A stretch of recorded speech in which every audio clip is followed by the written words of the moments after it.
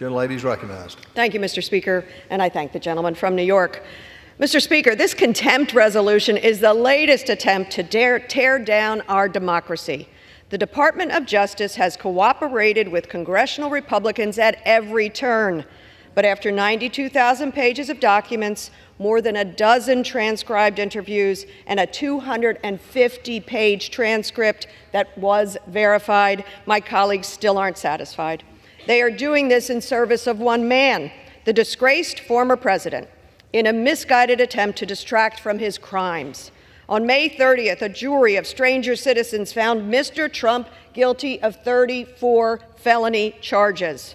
It is beyond disheartening that a former president and now potential presidential candidate again was convicted of coordinating a, quote, unlawful conspiracy to win in the 2016 election and falsifying records to cover his tryst with an adult porn star. I'm grateful that the rule of law prevailed, yet I am deeply concerned that our democratic institutions are under threat. Some of these attacks coming from within. Judiciary Chairman Jim Jordan said a kangaroo court convicted President Trump. Speaker Johnson called the trial a purely political exercise.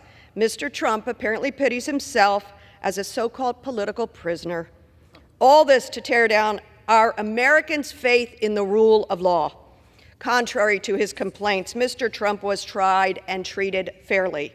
Justice was served in a courtroom that was open and filled with reporters, and a jury that was chosen by the prosecution and the defense. This is the rule of law at work.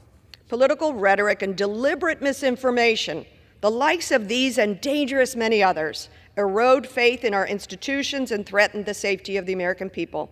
These attacks undermine the rule of law, which stands to protect the rights of all people. When Attorney General Merrick Garland was before the Judiciary Committee— Mr. Speaker, I yield the gentlelady an additional 30 seconds. Thank you.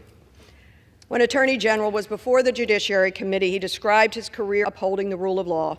In his own words, that meant ensuring that, quote, we treat like cases alike, that we do not have enemies or friends, that we do not pay attention to the political parties or the wealth or the power or the influence of the people we are investigating, that we follow the facts and the law. This is what distinguishes America from our adversaries. I yield back.